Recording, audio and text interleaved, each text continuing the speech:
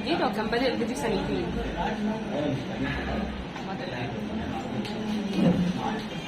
صلى على النبي. بص يا سيدي، بيقول لك قوتان مقدارهم 6 و8 نيوتن والمحصله بتساوي 2. لما يدي لك المحصله شيء بشيء يذكر يعني، هو بيسالك هنا الزاويه بين القوتين بتساوي كام؟ فانت هل حسيت حاجه ولا لا؟ هنا القوتين 6 و8 والمحصله قد الفرق بينهم، صح؟ دي بنسميها القيمه الايه؟ القيمه الصغرى. القيمه الصغرى بتحصل امتى؟ لو الزاويه بكام؟ 180. يبقى الزاويه بين القوتين كام؟ 180 درجه، ودي بنسميها القوتان في اتجاهين متضادين، الزاويه بينهم ايه؟ 180. خلاص؟ طيب مقدار المحصله عموما يقع ما بين حاجتين. ايه وايه؟ فرقهم ومجموعهم. فرقهم ومجموعهم. الفرق اللي هو قاف واحد ناقص قاف 2 مقياس. وهنا قاف واحد زائد قاف 2. خلاص؟ طيب لو انا بساوي الفرق يبقى ده القيمه ايه؟ صغرى. ولو انا بساوي المجموع يبقى ده القيمه ايه؟ عظمى. القيمه الصغرى بتحصل لو الزاويه 180 والقيمه العظمى بتحصل لو الزاويه صفر. صح كده؟ القيمه العظمى عندها جاتا الصفر بكام؟ جاتا ايه؟ بتساوي 1. والقيمه الصغرى جاتا 180 بكام؟ صفر سالب 1. يبقى جاتا ايه بسالب 1. فده القيمه العظمى وده القيمه ايه؟ طيب يبقى الزاويه هنا بينهم 180 بس.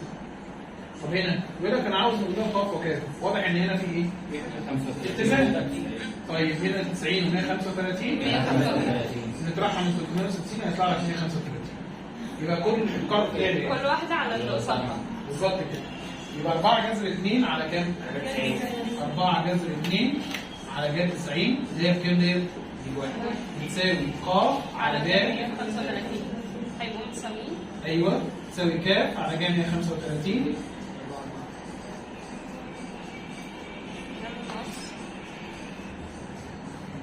4 يبقى ق واحد 4 بتساوي ك، لان هي نفس النسبه. اذا ق وك 4 و4. طيب وضع جسم وزنه واو على ماء املس. برضك نحاول نفتكر كده كل المعلومه. هنا يميل على الافق الزاويه قياسها هي. خلاص؟ وادي الجسم اللي وزنه ايه؟ واو. الوزن دائما اتجاهه فين؟ راسيا لاسفل. ادي الجسم اللي وزنه واو. حللنا المركبه ديت في اتجاهين متعامدين. واحد في اتجاه المستوى بنسميه خط اكبر ميل لاسفل والعمودي عليه شطار. لما حلل ديت هنا وهنا يبقى هنا واو جتا اهي وهنا واو جاهي. المركبه في اتجاه المستوى عباره عن ايه؟ واو جاهي. هنا واو جاهي. اذا كان س وصاد مستويين وكان التقاطع بينهم بيساوي فاي، فإن س ايه علاقه بصاد؟ متوازيان. يبقى دوت يوازي. طب هنا هرم رباعي منتظم ارتفاعه الجانبي ب 11. عين ج يعني الارتفاع الجانبي. الارتفاع الجانبي ب 11 وطول ضلع قاعدته 12، فهنا ارتفاعه كام؟ 3/4 الحل هو الرسم. هترسم مش محتاج اوصل كله. كل اللي هعمله هعمل كده وجه واحد وادي الارتفاع الجانبي والارتفاع العادي اللي هو عاوزه بينزل في المنتصف اللي هي نقطه تلاقي القطرين ونوصل. الارتفاع في الطبيعي الارتفاع اللي جوه وده الارتفاع الجانبي. ودي دايما الارتفاع الجانبي بينزل على المنتصف. لو فاكر كده الرسمه كانت عندنا بالمنظر. ضلع القاعده عباره عن 12 يبقى اللي بناخد 6 نصها يبقى 11 تربيع ناقص الارتفاع الجانبي 11. يبقى تروح قايل الارتفاع لان دوت مثلث ايه؟ قائم. اذا الارتفاع يساوي جذر 11 تربيع ناقص 6 تربيع يطلع لك كام؟ جذر 85 سم. طيب يقول لك ديت معادله دائره فهنا طول قطرها كام؟ تعال نجيب نقل الاول. هنجهز مين؟ هات لي المركز على الاثنين ونغير الاشاره. على الاثنين ونغير الاشاره. على الاثنين ونغير الاشاره. الجيم موجوده اهي. يبقى هنقول له نق تربيع بيساوي ايه؟ د تربيع زائد ه تربيع ناقص ال. طيب الد تربيع اللي هي بكام؟ 4 ه تربيع اللي هي ب1 ناقص سالب 4 يبقى ممكن. يبقى الكلام ده كده بكام؟ 9. خد الجذر اذا النق بيساوي كام؟ يبقى في الحاله دي القطر قد النق مرتين يبقى 6. عدد المستويات المره بنقطه 3 نقط تقع على استقامه واحده. 3 نقط على استقامه واحده كم مستوى؟ على النهايه. لان في الاخر دول كده في خط مستقيم واحد زي ايه؟ زي كشكول كده. هتجيب كده كام مستوى يعدي بالثلاث نقط دول، كام ورقه هتعدي بالدبوسين؟ عدد لا نهائي. يبقى هنا عدد لا نهائي.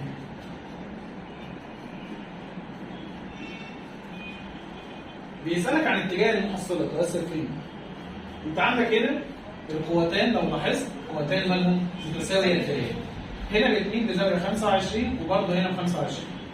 طيب يبقى هنا قياس الزاوية دي هيبقى 65 عشان تاخد بالك وهنا 65. طب ما كده القوتين متساويتين المحصلة تنصف الزاوية بينهم. يبقى كده المحصلة تعمل هنا. ده اتجاه مين دوت؟ واو صاد. يبقى في اتجاه واو صاد الشعاع. لو عاوز اقول لتحت واو صاد شرط. يمين واو سين. هنا واو سين شرط. طب هنا قال لك كلمة ان القوة مالها متزنة. قاف 1 وقاف 2 وقاف 3 قوة متزنة. فهنا مقدار أ بيساوي كام وب بيساوي كام؟ هنجمع السينات ونساويها بصفر ونوصل لصفر. اروح قايل له بما ان القوة متزنة اذا المحصلة تساوي المتجه الصفر. يعني مجموع السينات يساوي صفر ومجموع الصادات يساوي صفر. يبقى نقسم صفحة 2 6 زائد أ زائد 5 تساوي صفر. يبقى الألف بيساوي سالب 11. مجموع الصادات اللي هو 7 زائد سالب 9 سالب 2 زائد ب تساوي صفر. إذا ب بتساوي إذا قيمة المقدار أ زائد 2 ب أ بسالب 11 زائد 2 في 2 و4 يبقى سالب 7. هنا عاوزين النسبة بين مقادير القوى الثلاثة قاف 1 وقاف 2 وقاف 3. ممكن الأول كده عشان هقطع بقى من الفيديو أصلا. يعني كده أنت عمال تدخل وأنا أدخل وأنت تدخل وأنا أدخل فالكلام مش هيطلع مظبوط. هي الرئيس. عارفين احنا اول ما نحط الاوضاع عادي تبقى قاف 3 ب 5 بنفذه بس. هتبقى اللي هي القوه الاولى هتبقى ده يساوي 4 والقوه الثانيه تبقى يساوي 3 والقوه الثالثه تساوي 5. بالنسبة يعني. طيب احنا هنا أول حاجة احنا هنجيب طول الضلع الثالث اللي هو الضلع اللي هنا. فهنقول له طول الضلع ده من فيه بص أنا معايا ضلعين 3 5. القوة ديت تعمل في الاتجاه ده اسمها قاف 2. والقوة دي هننقلها على الموازي لأسفل اللي هي قاف 1. والثلاث قوى تعمل في الترتيب ده وايه؟ 1. يبقى كده دوت مثلث القوة. دي كده خلاص ودي كده خلاص. نطبق مثلث القوة كده. النسبة بين القوة هي النسبة بين الأضلاع. وقاف 1 على 4 بتساوي قاف 2 على 3 بتساوي قاف 3 على 5. النسبة بين الثلاث قوى هتبقى 4 إلى 3 إلى 5. إذا قاف 1 إلى قاف 2 إلى قاف 3 بتساوي 4 إلى 3 إلى 5. بالمناسبة المنظر ده هو ده. يعني دي كده تكتب بشكلين. يا إما تتكتب عليها يا إما تتكتب منفصل بس تحط إيدك. تمام؟ بيقول لك مخروط قائم بارتفاعه 24 والرسم بتاعه 26. فعاوزين مساحة القاعدة. هي القاعدة عبارة عن إيه أصلا؟ دائرة. طب إيه مساحة الدايرة؟ باي نقطة تربيع. فين النقط؟ هنختار الميل. نعمل ايه؟ هنرسم مخروط عادي. ادي الراسم اللي طوله كام؟ 26. وهنا الارتفاع نازل على المركز ودي نص الطول. الارتفاع دايما عمودي ودوت نق معرفوش والارتفاع ب 24. هنجيب ده. نروح قايلين له النق بيساوي جذر 26 تربيع ناقص 24 تربيع. إذا مساحة القاعدة أو مساحة الدايرة عبارة عن باي في 10 تربيع اللي هي 100 باي. سنتيمتر. وهنا هرم رباعي منتظم مساحة قاعدته 100. هو طالما اداني مساحة قاعدته، طب ما هو القاعدة عبارة عن مربع، طالما قال لي منتظم رباعي منتظم يبقى القاعدة ايه؟ مربع. طب ما انا كده معايا مساحة المربع، اعرف اجيب طول الضلع؟ جذر المساحة اللي هو كان طول الضلع في نفسه، يبقى طول الضلع بتاع القاعدة 10، يبقى ضلع القاعدة يساوي 10. هو بيقول لي انا عاوز ايه؟ مساحته الجانبية. بالظبط كده. هو لو انا معايا الارتفاع الجانبي كنت خلاص، ما هو المساحة الجانبية عبارة عن نص محيط القاعدة في الارتفاع الجانبي، مش معايا، فاضطر ارسم عشان خاطر اجيبه. ادي يا مستر الهرم، ننزل الارتفاع وهننزل ديت على المنتصف، ودوت الارتفاع الجانبي. خلاص؟ دايما الارتفاع بيبقى جوه ايه؟ عمودي. طيب انا معايا ايه كده؟ معايا ضلع القاعده ب 10. يبقى الجزء ده كام؟ 5. طيب معايا الارتفاع ب 12. اعرف اجيب الارتفاع الجانبي؟ اروح قايل له جذر 5 تربيع زائد 12 تربيع بتساوي 13 سم. يبقى انا كده جبت الارتفاع الايه؟ الجانبي. يبقى نقول المساحه الجانبيه بتساوي نص محيط القاعده في الارتفاع الجانبي. محيط القاعده اللي هو طول الضلع في 4. طول الضلع اللي هو 10 في 4 في الارتفاع الجانبي اللي انت لسه جايبه 13.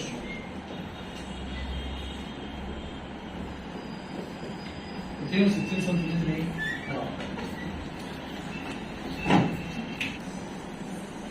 أول سؤال بيقول لك سؤال 13 معانا الدايرة الأولى والدايرة الثانية. الدايرة الأولى س ناقص 3 كل تربيع ص ناقص 2 كل تربيع بتساوي 4.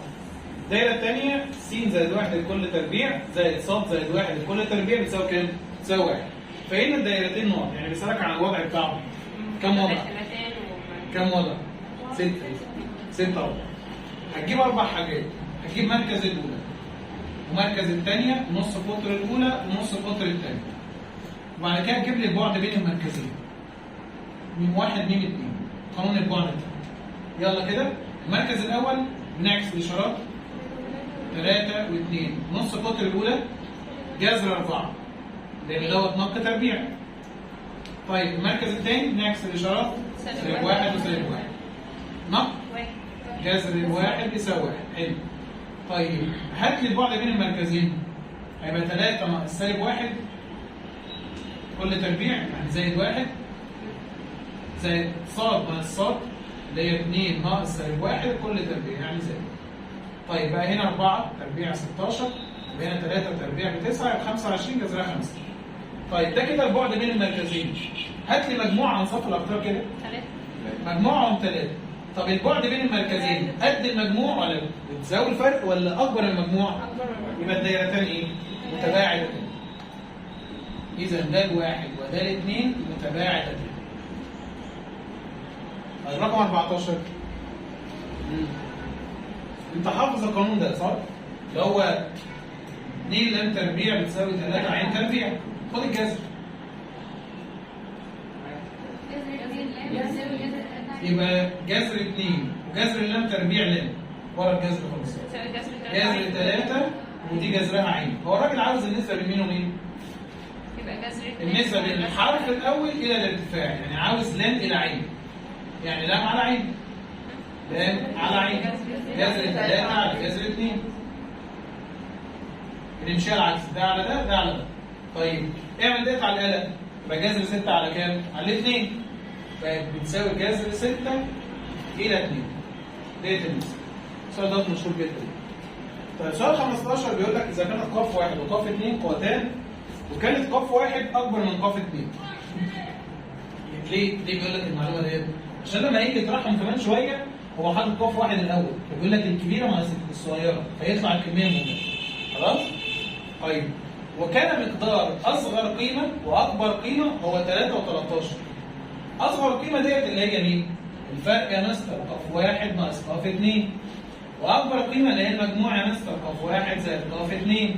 المقدار اللي هو عاوزه هتروح تقول لي ده مستر ده بيتحلل ده ق 1 تربيع ناقص ق 2 تربيع. قاف واحد وقاف واحد، قاف 2 وقاف 2، واحده موجب واحده ايه؟ طب ما انا معايا المجموع ب 13 ومعايا الفرق ب 3، يبقى انا ضاربهم. 13 في 3 بتساوي 39. الحل الاخر ان انت هتروح تجمع الايه؟ المعادلتين وتروح تجيب قاف واحد وقاف 2 وتعوض بيهم عادي خالص. طب هنا عاوزين قيمه ش ورجل. انت عندك هنا الزاويه دي 30 درجه وعندك هنا اتجاه الشد ويقول لك ان المجموعه متزنه. تعال نجيب ر من الاول خالص. هنشتغل مثلث القوه ولا ليه؟ يريحك، مع ان مثلث القوه واضح خالص. المثلث 30 60 1 2 جذر 3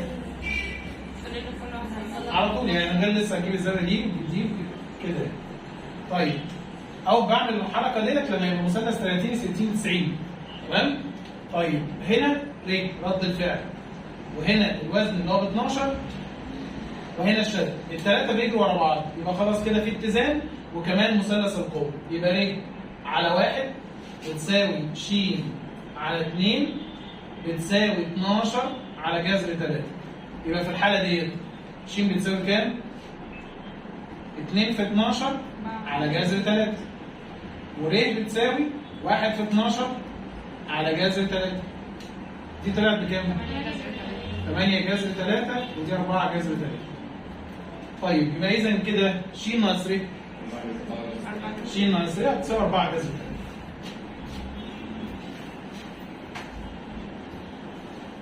طيب القوة 5 و6 و7 هتؤثر في نقطة. عندنا 3 قوى اهي، 5 6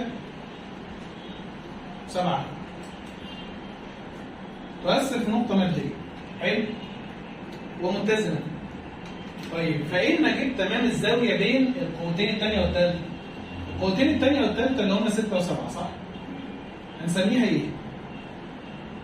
معنى كلمة إن الثلاثة دولت متزنين والراجل ما جابلكش أي زاوية هنا خالص، معنى كده إن القوة اللي قاعدة لوحدها دي تكافئ محصلة الاثنين دول. يعني أنا ممكن أكنسل دول خالص واستبدلهم بقوة واحدة تلتزم مع الأخت ديت. القوة ديت هيبقى مقدارها كام برضه؟ 5. والزاوية هي اللي هتظبطهم بقى 6 و7 ازاي نخليهم 5 كده. طيب هنعمل ايه؟ فرضنا ان القوة الزاوية هنا كام؟ ي، وهقول له ان محصلة القوتين دول لازم تساوي 5 وتكون طبعا بتساوي دي في المقدار ومضادة لها في الاتجاه عشان يحصل الاتزان.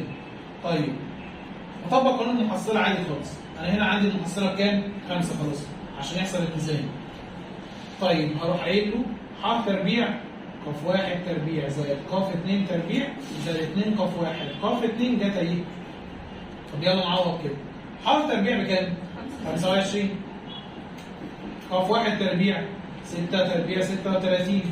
7 تربيع 49 زائد 2 في القوة الأولى في القوة الثانية 6 في 7. جتا الزاوية ديت اللي هو عاوزها في جتا إيه. طيب هندخل ده كله كده جوه بعكس الايه؟ الاشاره. يطلع لنا كام؟ 25 ناقص 36 ناقص 49. شغال ورا معايا.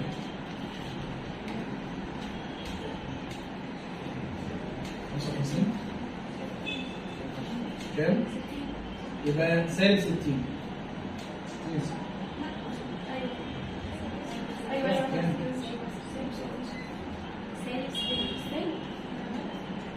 الحسابات تحسبوها انتوا معايا بسرعه. سالب 60 على قاسم على المقدار ده اللي هو 2 في 6 12 12 في 7 هتساوي جتا ايه؟ اللي هي جتا الزاويه بين القوتين التانيين. بتساوي كام عندك؟ سالب 5 على 7 على 12 في 1 على 12 في 1. اذا جتا ايه بتساوي سالب 5 على 7. خلاص؟ بنلجأ للحل ده لما الراجل ما يكونش مديلك اي حاجه في الزوايا خالص. فانت بتعتبر ان ايه؟ القوه دي طالما مجموعه متزنه يبقى محصله اي اثنين عباره عن قوه تتزن مع الثانيه. خلاص؟ طب هنا اذا تضاعف طول ضلع قاعده الهرم الرباعي المنتظم مع ثبوت ارتفاعه فان حجمه ايه اللي هيحصل فيه؟ هو حجم اصلا الهرم ايه؟ مساحة القاعدة في الارتفاع. هات لي الحجم بتاعه الاول قبل ما يحصل فيه اي حاجه.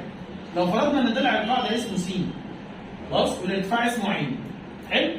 بقى تلت مساحه القاعده طول الضلع في نفسه، يعني س تربيع في الارتفاع.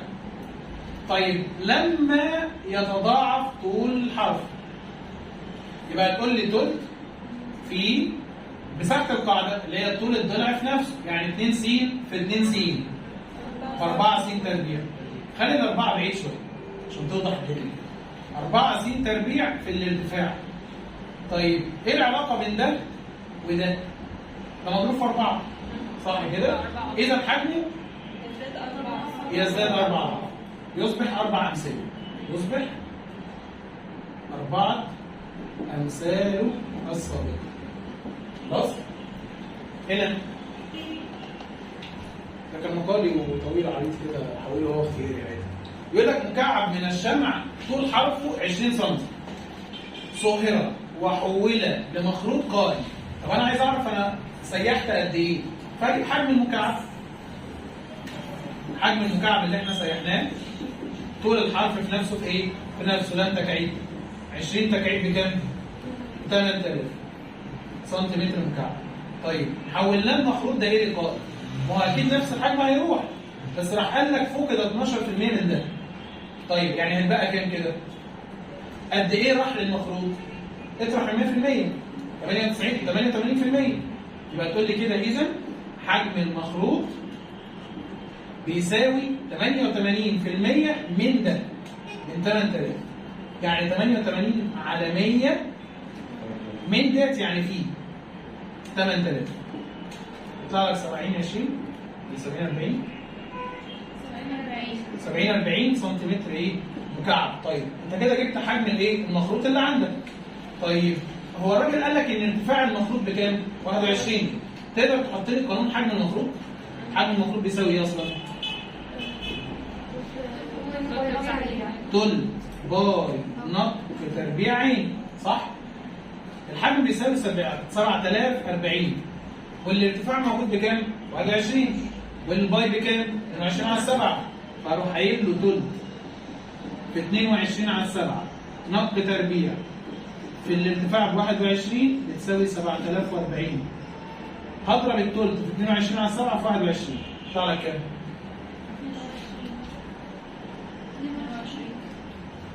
هيطلع لنا 22 صح. يبقى 22 نق تربيع بتساوي 70 40. طيب نقسم على 22 وناخد الجذر عشان نق تربيع. خد الجذر يا ابني.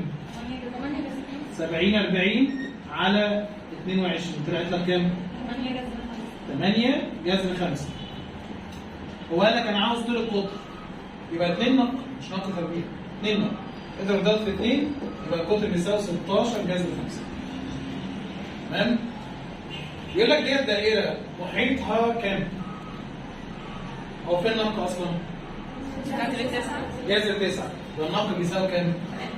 نق بيساوي جذر 9 يعني 3 1. طيب محيط الدايره 2 باي نق يعني 2 باي في 3 يعني 6 باي وحده طول. طيب الدايره دي تمس ايه؟ يا محور السنات يا محور الصادات يا المحورين، صح؟ قارن الدال والهي بالنق وشوف اللي هيحصل. المركز عباره عن ايه كده؟ موجب الف وموجب ب. النق عباره عن ايه؟ جذر الف تربيع بيساوي الف. بيساوي مين؟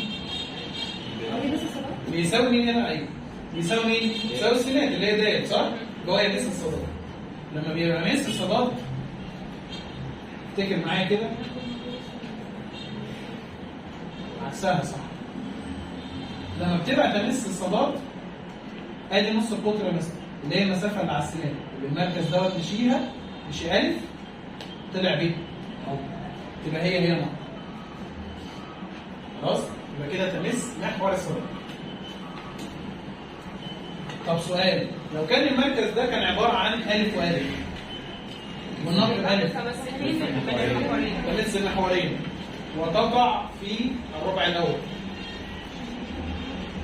طب لو قلنا سالب ألف وسالب ألف ده بس المحورية تقع في الربع التالت لأن هنا سالب وسالب. خلاص؟ مش فاكرين الحتة دي؟ خلاص؟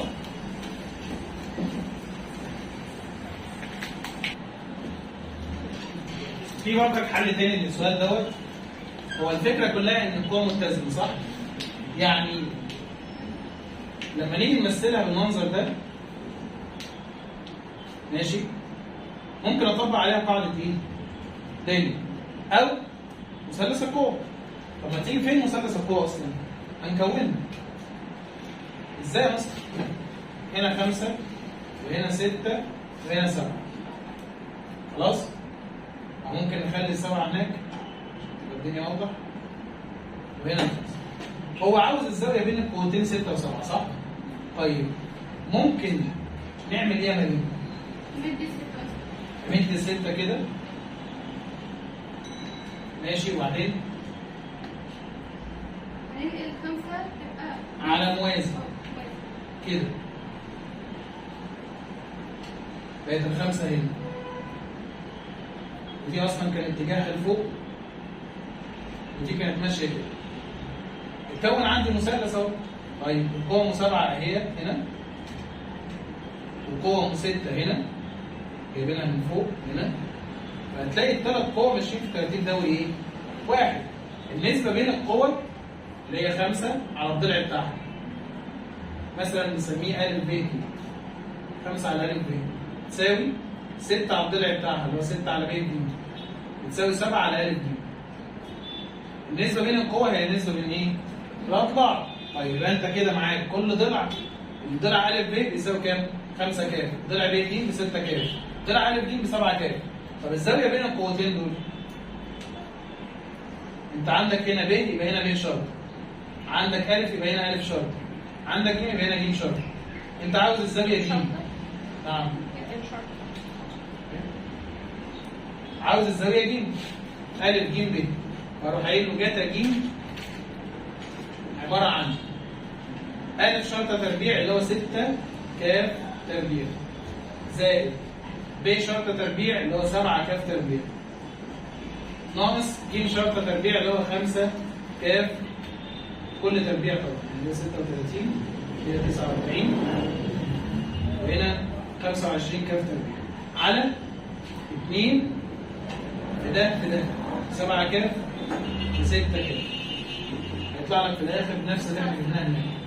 يطلع لك موجب 5 على 7 وكاف تربيع هتكون مع كاف تربيع.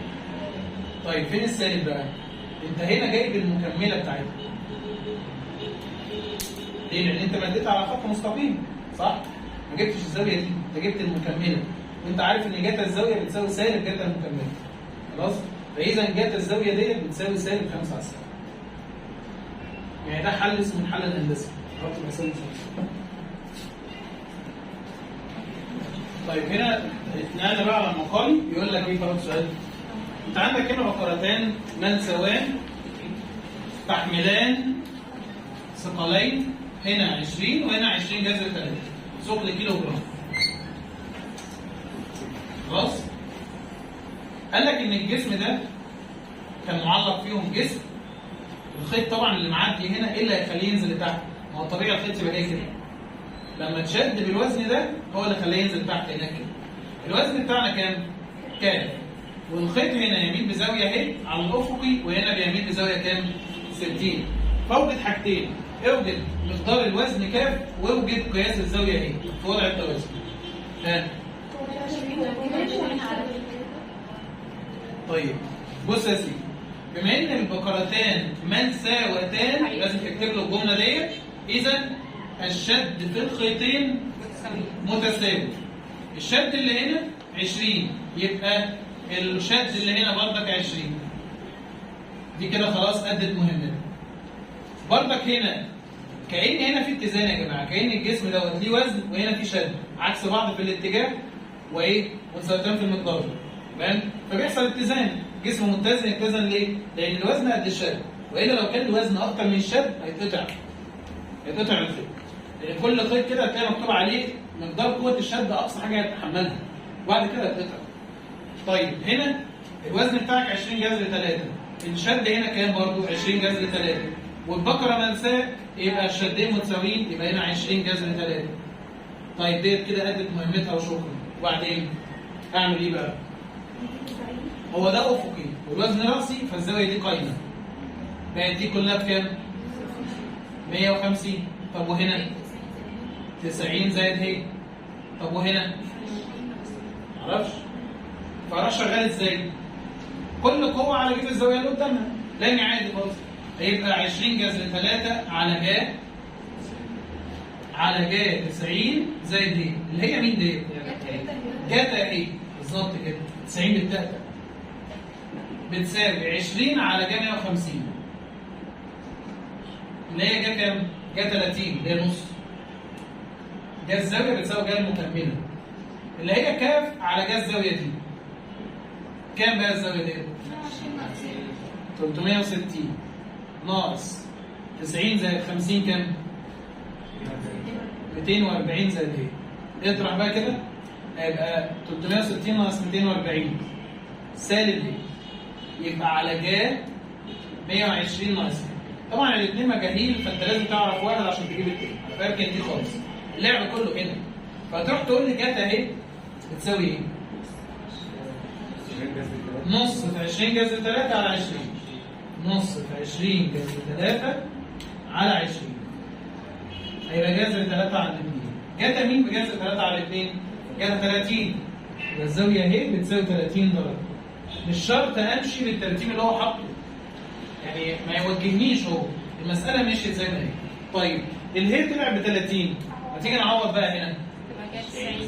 120 ناقص 30 90. يبقى دي كده خلاص جايه 90. جايه 90 بكام؟ بقى 20 على نص بتساوي كاف على 1. اذا الكاف بتساوي كام؟ 20 في 1 على نص. 20 في 1 على نص بتساوي 40 ثقب كيلو. خلاص؟ طيب السؤال الثاني بيقول لك اذا كان حجم نصف كره، حجم نصف كره قطرها نصف قطرها نق بيساوي حجم مخروط. نصف قطر قاعدته نق برضه، يعني انصاف الاقطار بتاعت الكره والمخروط متساويين. وارتفاع المخروط عين. اثبت العلاقه دي. اثبت ان الارتفاع ضعف طول القطر، ضعف النق، يعني بيساوي طول القطر. اثبتها ازاي؟ اشتغل عادي خالص. حجم الكره ايه بقى؟ عارف ارفع ايه؟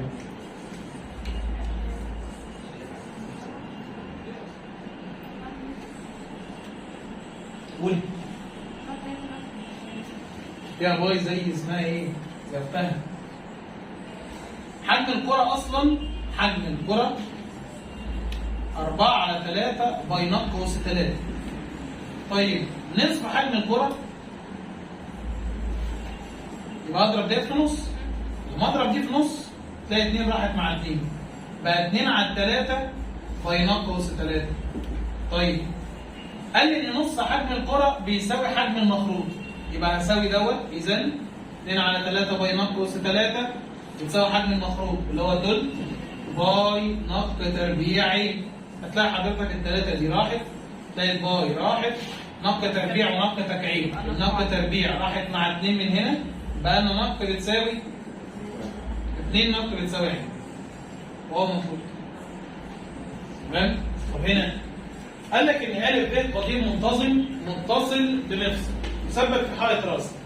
اثرت قوه افقيه على القضيب ده. التزم القضيب وهو يميل على الحائط بزاويه 45. طيب ماشي. تعالى نفكر كده.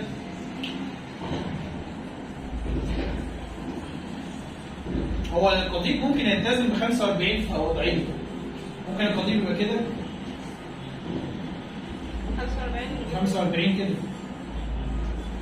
اللي تحت اللي تحت ونجيب بقى الزاويه المكمله ليها من هنا عشان نعرف نجيبها. طب انا عشان اخليه يطلع لفوق كده، طب انا بأثر عليه قوه افقيه. يعني هو كان في الطبيعي عامل كده. لو انا اثرت عليه قوه افقيه، القوه الافقيه هتشده كده. اقصى حاجه هتعملها تخليه عامل كده معاها. انما ازاي ترفعه لفوق؟ كلفونا اصلا مع انه بيعملوا، ولكن ده اقصى حاجه القوه تعملها ان هي تخليه افق. خلاص؟ طيب نهايه الحائط وعندك هنا المفصل، هنا القضيب بيميل بزاويه كام؟ 45. قال لك اتزن، اثرت عليه قوه افقيه فاتزن القضيب. ماشي، القوه الافقيه تمشي بالمنظر ده. طيب هنا القوه الافقيه المستر ق، وادي القضيب اللي كان وزنه كام؟ 4. وزن القضيب المنتظم منين؟ هو قالها لك، يعني هو بيلحقك عشان ما تنساش. الوزن بتاع القضيب هينزل من المنتصف. خلي بالك ان ده القضيب، ها؟ مش انت متعود ان ده الشد. خلي بالك اكتب عليه كده. طيب الوزن هينزل من المنتصف بهذا الشكل. وزنه كام؟ وزنه 4. ما قاليش اي معلومه ثانيه، بس انا اقدر امد ديت جوه، صح؟ هنا بنفصل. طيب عشان اعرف رد الفعل ماشي ازاي لازم اشوف قوتين التانيين اتقابلوا فين ودوت يعدي معاهم. قوه الوزن مع القوه الافقيه اتقابلوا فين؟ هنا. يبقى رد الفعل لازم يعدي معاهم هنا كده. خلاص؟ انت هتلاقي عك هنا بس هتلاقي خلصت على طول. بعدين قال لك انا عاوز رد فعل والقوه المؤثره على القضيب. نعمل ايه؟ نعملها مثلث القوة تقريبا. بص انت هنا عندك ده مين؟ ده رد الفعل ما تنساش. طيب والوزن نازل لاسفل. بص اللي هيحصل دلوقتي، القوه ماشيه كده صح؟ يبقى الاتجاه ده انا فرضته غلط. ده مسفل كده هيقفل عليه، لا المفروض يمشوا ورا بعض، يبقى رد الفعل اللي فوق. شفت الحته الصغيره دي؟ هتفرق مع المساحات. خلي بالك بقى. انت لازم الثلاثه يمشوا ورا بعض. طيب انا خدت بالي ان دي كده كده ده الاساسي، الوزن الاسفل والقوه افقيه. طب ديت ايه اللي خلاني اعملها لتحت؟ اعملها لفوق. خلاص؟ طيب ادي رد الفعل وادي الوزن اللي هو ب4 وادي هنا القوه القوه. طب انا كده جبت ايه؟ مثلث. فاضل الاضلاع. طيب مستر جيب الاضلاع ازاي؟ طب مثلث قائم. ومجرد الفشل ده فيه حرف الواو اليوصل. برضه مش بتاعتي. كنا بنقول تقريبا فين حاجة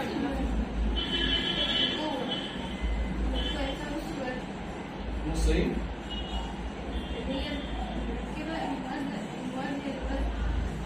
طيب انا فكرت في حاجه صغيره كده، مش ده يوازن هنا؟ فاكر المثلث ده؟ دي نازله كده من المنتصف بتوازي، يبقى برضه نازله فين؟ المنتصف صح؟ طيب مش هنا المثلث ده 45 وهنا قايمه يبقى هنا 45 يساوي ساقين صح؟ يبقى ده كله كده بواحد وده كمان بواحد صح؟ طيب لما اقسمها نصين بقت نص ونص. تيجي بقى نجيب الضلع ده سورس، معاك نص ومعاك واحد. تعالى نجيب يلا نروح قايلين له الوتر جذر 1 تربيع زائد نص تربيع. هيطلع لك كام؟ جذر 5 على 2. خلاص؟ فإذا الضلع ده جبناه بجذر 5 على 2. الضلع الصغير ده كده جبناه بنص. الضلع اللي هنا ده جبناه بواحد. تاخد بالك من الحاجات دي. بعدين طبق بقى على طول 4 على 1 بتساوي ق على نص بتساوي ر على 5 على جذر 2. جذر 5 على 2. خلاص؟ طيب كده إذا ق بتساوي 2. واحسب أنت بقى إيه؟ قيمة الريت. يبقى 4 ده على ده يبقى 2 جذر 5. وصلت؟